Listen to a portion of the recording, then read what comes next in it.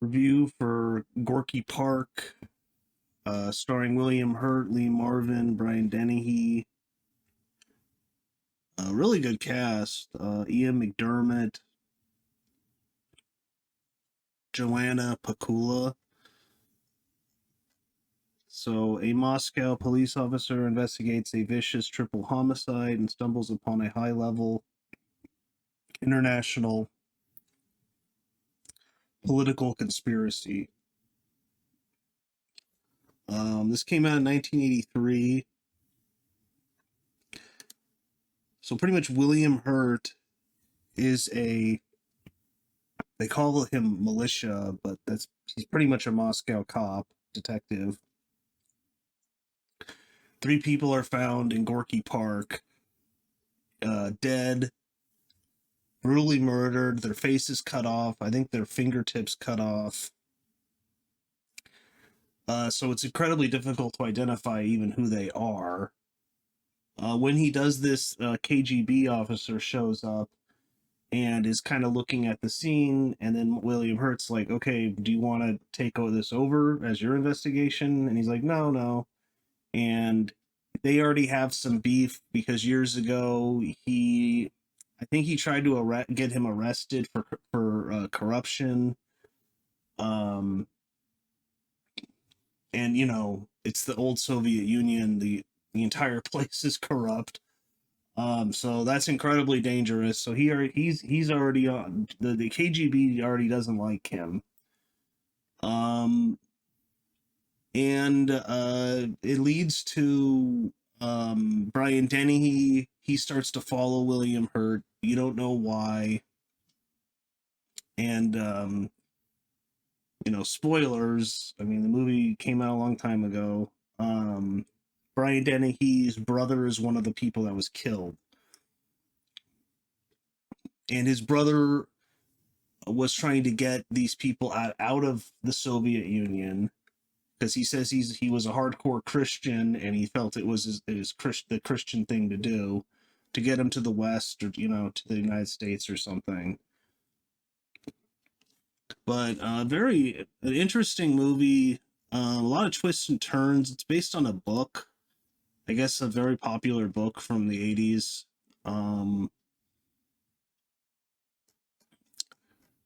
Yeah, I really liked it. I think I thought Brian Dennehy could have been in it a little bit more. He kind of just like pops in here and there, a little bit here, a little bit there.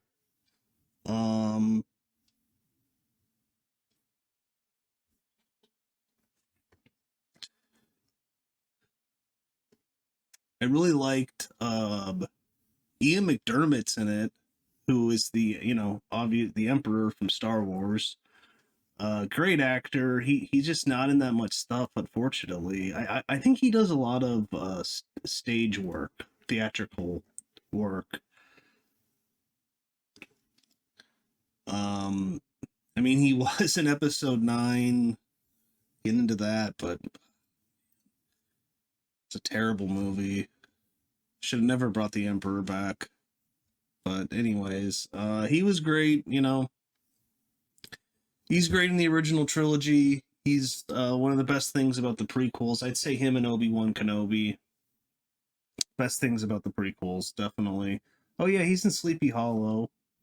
Oh, that's cool. He's in a Tim Burton movie. I mean, he's been in a lot of stuff. His career goes back to 1976.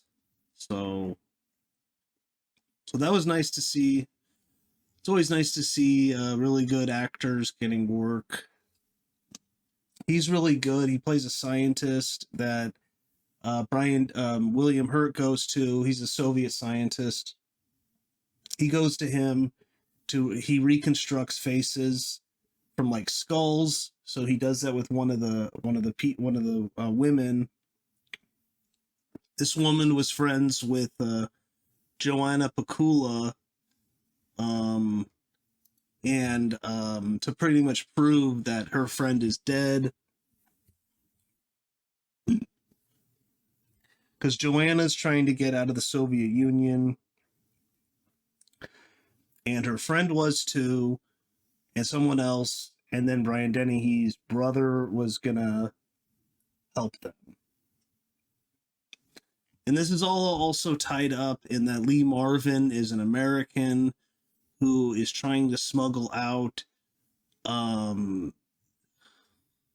what are they called? Sables? They're like little fox. They're like little foxes, but they make like hats out of their fur. They're like incredibly valuable, and the Russians had to have a pretty much corner the market. I mean, because they're from there. So he was trying to get out like 6 of them, and then I guess you could breed them and make tons of money, and he doesn't have to go to Russia to get these things anymore. So he was gonna make tons of money on it.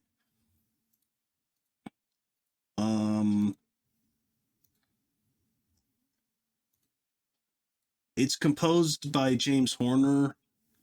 It's a good score, but James Horner, like, I like the guy, but he is known for kind of like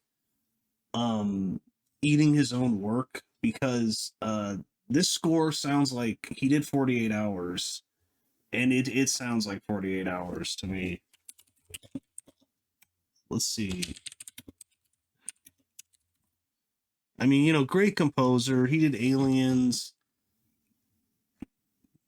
A lot of actually a lot of Cameron,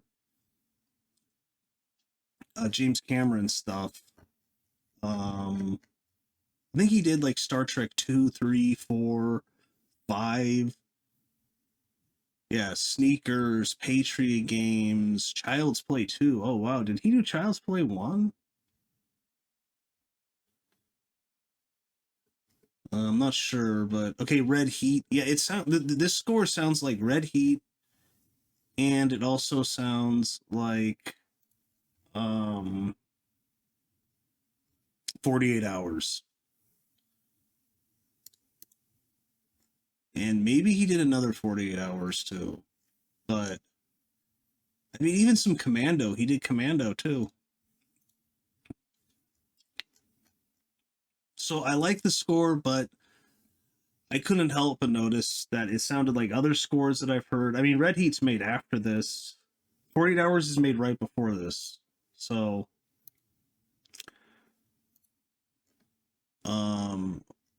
but unfortunately he died in a didn't he die in a plane crash in 2015?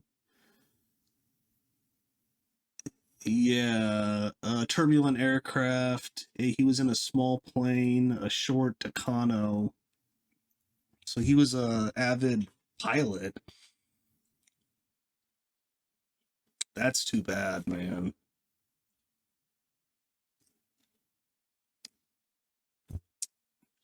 Um, like I said, though, I mean, I've heard other movie uh, reviewers talk about this, that he does kind of, I guess you'd call it, cannibalize his own music. So I couldn't help but notice that. But I did like the movie. It's rated R, okay. Probably because of them cutting off the faces of those people. It's pretty brutal. Obviously they did that to cover up who they are, which takes a while for William Hurt to actually get there and find it out. Um, but yeah, there's a lot of twists and turns in the movie. Um, Lee Marvin's in it, which I love Lee Marvin. I think he's such an awesome actor. Um, just one of those great old actors that I don't know, for some reason I just think he's a very good actor. I mean, he's in The Dirty Dozen, which is a great movie. I should review that. That's a great movie. Paint Your Wagon. Isn't that like a musical? Yeah, I think it is, with Clint Eastwood. I don't ever even seen that, but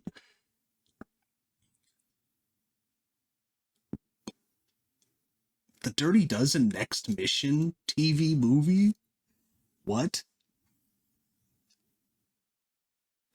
During World War II, American General Worden orders Major Reisman to pick 12 soldiers from the military prison for the dangerous mission of killing a German mustache man general. Hey, it's got Ernest Borgnine again.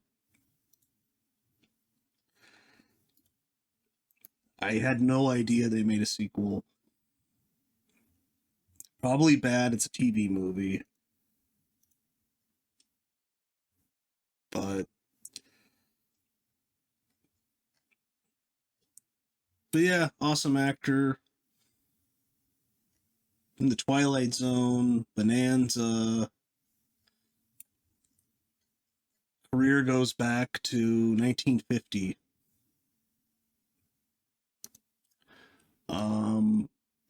But yeah, I won't like break down all the plot and everything. It's a good movie. I wish Brian Dennehy was in it more. I won't really say, but the end of the movie, something happens to him and it happens off screen. I thought that was a little lame. It's like, couldn't you just show that? Like, I mean, Joanna Pakula's in it, and man, she was beautiful. She's in Tombstone. For a second, I thought she was the woman who's in. It's a movie, Frantic. Yeah, Frantic. She looks like her. What's her name? Is that Emmanuel? Yeah, Emmanuel Seeger, who I think was married to I think she was married to the director of Frantic, Roman Polanski. I think. But she looks like her kind of. But she's French and she is Polish, Joanna Pakula. But yeah, gorgeous woman. But yeah, there's a lot of good actors. It's a great cast. The director directed Gorillas in the Mist. I think he did The Coal Miner's Daughter too. So good director.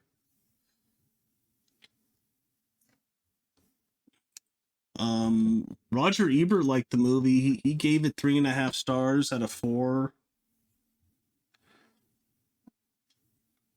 Yeah, Coal Miner's Daughter. He said the movie's directed well. The director knows the pacing is indispensable to a procedural. Too long a pause for anything, romance, detail, speculation, explanation, and the spell is broken. He uses actors who are able to bring fully realized characters to the screen so we don't have to stand around waiting for introductions. That involves a certain amount of typecasting. Lee Marvin, gravel voiced, white hair, expensively dressed, is perfect for the businessman. Joanna Pakula, a young Polish actress in her first Western role, is beautiful, vulnerable, wide-eyed, and fresh. And as an exile, stranded in Paris when her Warsaw theater was closed by Poland's martial law, she doesn't have to fake paranoia about the state. William Hurt as Renko is probably the key to the picture. He makes this cop into a particular kind of person, cold and at times willfully blinded by duty, supplementing his feelings in his profession until the case breaks him wide open. By the end of Gorky Park, we realize that it's not the solution that matters, but what the case itself forced the people to discover about themselves. So, but if you could do me a favor and smash the like button, that'd be great. Like, comment, subscribe. Check out Gorky Park, though. It's an interesting movie. You know, the Soviet Union would collapse a few years after 1983. So it's an interesting look at the Soviet Union kind of before its collapse. I wonder if they, I guess they shot in Russia, right? I think so. Um, and part of it takes place in Stockholm as well. So, but yeah, I thought it was pretty good. So check it out. It's a pretty good police procedural. So, but that's about it. I'll see you next time.